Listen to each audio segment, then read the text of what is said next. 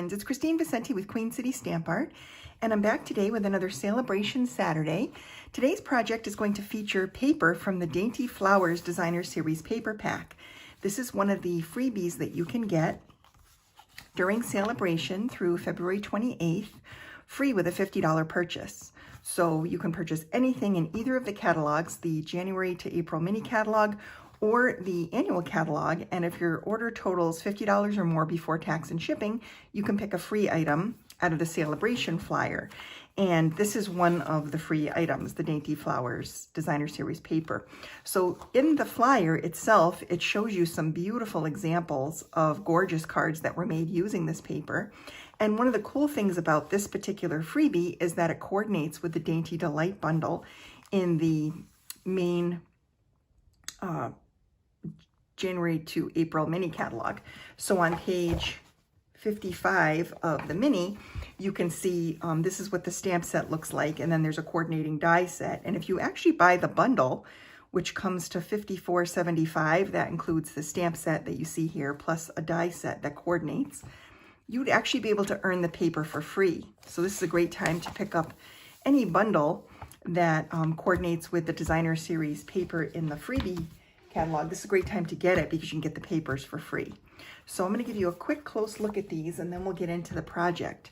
So the papers themselves are really, really beautiful. Even if you're not into these bold florals, the reverse side, the non-theme side of the paper, or the neutral side as I like to call it, is very soft and pretty and would work with a variety of different stamp sets and dies that you probably already own. So this is one of the patterns, very, very pretty floral. And then the back side is this pretty pink. And then the next one is this pretty purple floral with a starry sky pattern on the reverse side. And then this beautiful green botanical. This is probably, I'm going to say this is probably my favorite sheet in the whole pack. I love this one. And then the back side is this gorgeous little fresh freesia polka dot. And then this piece is also very, very fun and versatile. If you cut this in half and then cut these panels down, you can use each of these panels as a beautiful design for your card, or you could use your scissors and cut around the edges and use this as a panel for your card, just out of sentiment, and maybe some ribbon. So pretty. Lots you can do with this one. And then the reverse side is gorgeous, beautiful like watercolor splatter. And then this piece is a little bit more bold, but again, another reverse side with a watercolor splatter sheet, which is perfect for scrapbooking or home decor projects. And then the last piece is this beautiful watercolored scenery piece. This is beautiful for home decor pieces. It'd be great for a sampler if you were making samplers to frame. It's also gorgeous for scrapbooking. If you cut it at 6 inches, you've got 2 panels. You can do a 2-page spread with flowers on the bottom of each side. Or you can cut it into 6 pieces of layer panel for your card fronts and just use this as the focal image. So lots of versatility here, and a beautiful, beautiful paper pack, especially for spring. Now the project we're going to be making is this cute little bookmark project. See, we're not actually going to be doing any stamping. We're just using the papers today. And I was thinking that the base for this bookmark, you could use these cardboard sheets that come with our paper packets to add a little bit of rigidity and protect the paper. These are perfect weight for bookmarks. So you can cut this down. I will put the measurements, or the measurements are listed actually in the description of the video. So all you have to do is click on the description and you'll see what pieces you need to cut. But basically you would just need a little bookmark tassel or a piece of ribbon that you could thread through the hole. You'd need your a piece of Designer Series paper. I chose that nice big decorative piece, and I cut this to measure 3 by 6 inches. So you can get quite a few of these. You can get, let's see, 3, 6, 9. Yeah, you can get 8 pieces of this cut from one sheet of 12 by 12 Designer Series paper to create 8 bookmarks. And then you just cut a little piece of that cardboard as the base, and then I cut this piece to measure 1 3/4 by 4 3/4. This is going to be a wrapped bookmark, and the finished size is 2 by 5 inches.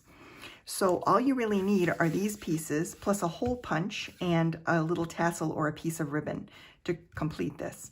You're going to need your scissors and you're going to need some wet adhesive. This works best for bookmarks, I find. And I make a lot of bookmarks. I sell them on consignment, and I love to give them as a gift with a book gift. So to start, you're just going to take your decorative piece and you're going to take your cardboard insert for the base, and you're just going to add some wet adhesive to the base cardboard just to get started.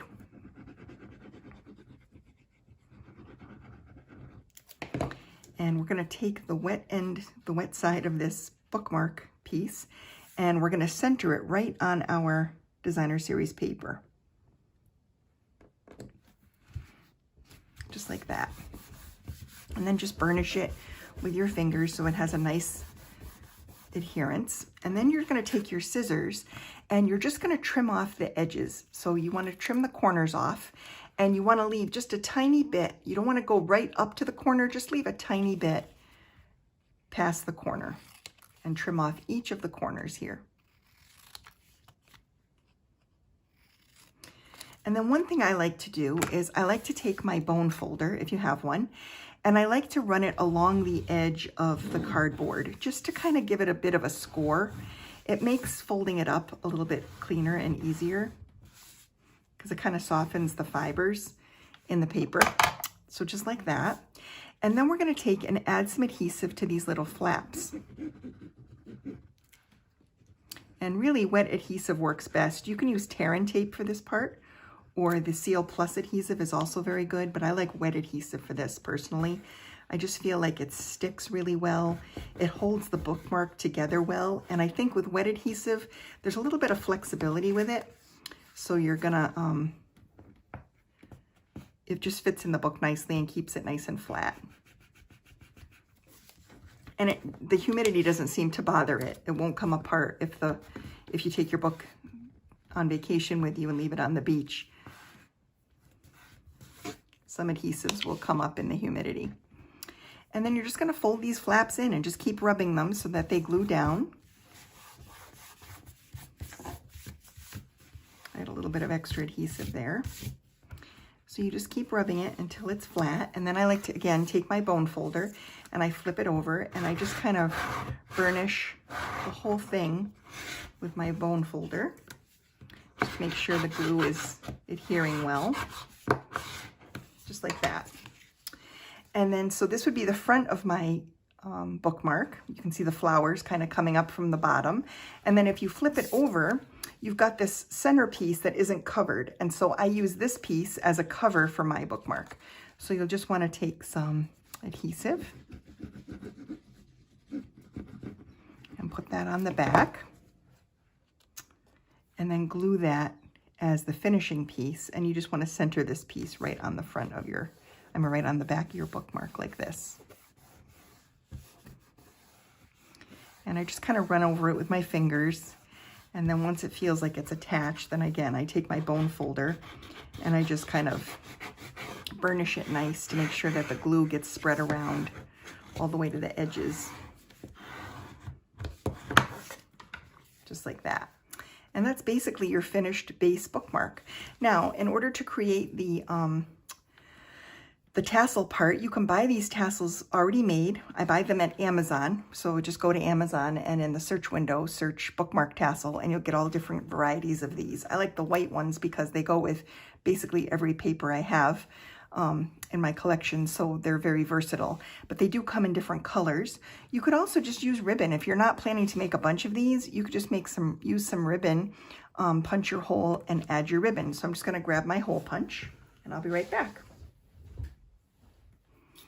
Okay, so I just have a standard 1/8 inch hole punch from Fiskars that I'm going to use to punch a hole in the top of my bookmark. This is perfectly strong enough to go through that little cardboard piece and the 2 layers of designer series paper. A 1/4 inch would work too. I like this one because it gives us a little bit smaller hole, but I can still get the end of my bookmark tassel, feed that through without it fraying. And then I just pull the knot. I put the knot through the loop to secure it, and that's kind of the end. So that's it for my bookmark today. Just made a couple of cute little bookmarks. And I hope you like this little project. It's just a little something different, but you don't need to have any special stamps or tools. You just get that free designer series paper and you're good to go. So thanks so much for watching today, and I'll be back next week with some more clean and quick and easy card videos. Bye.